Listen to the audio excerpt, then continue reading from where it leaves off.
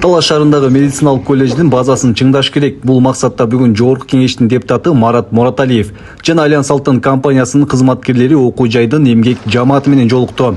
Алар колледжге жаңы үлгүдөгү компьютерлерди, интерактивдүү панелдерди тапшырды.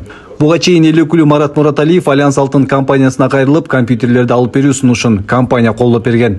Азыр эми 21-жылдын технология өнүгүп атат. А бизде мед колледжибизде ни одной азыр современный немелер жок экен, даже компьютерлер жок экен.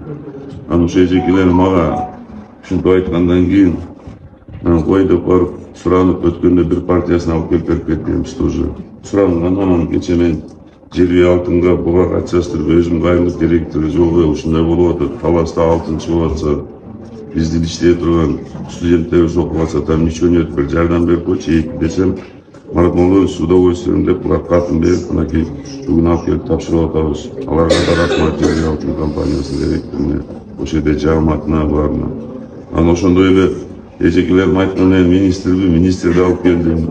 Депутаттардын баары келди. Азыр мен ойлойм, могу биздеги мед колледждеги эже агайларыбыз ани вдохновились да. Азыр эле айтып атпайбы эжеке?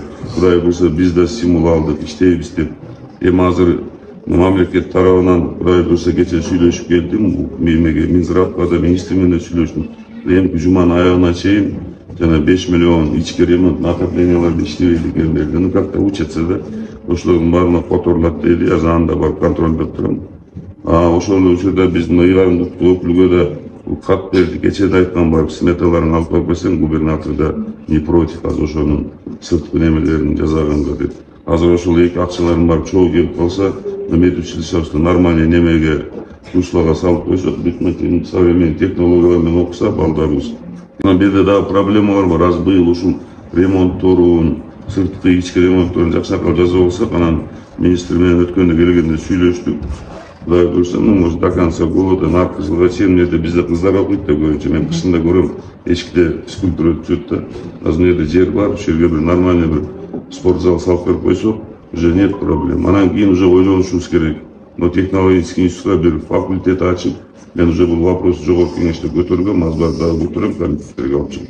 Бир лечь факты же жанагындай хирург чыга турган ушундай бир факультетин ачып койсок, ошол жерден хотя бы 100 балалар окуса да 1 жылда бүткөндө, но 5 жылдан кийин бүтөт, бүткөндө уже бизде таластагы дефициттер жоюла баштайт да.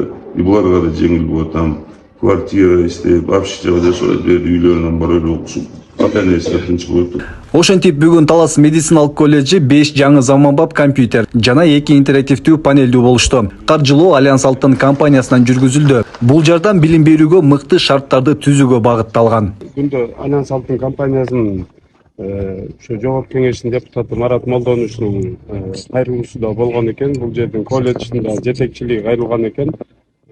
Бул жака бүгүн 2 интерактивный доска, анан 5 компьютер. Бул эми окуу жайдын медицинский колледж баарыңыздарга белгилүү, баардык ушул жерде фармацевт,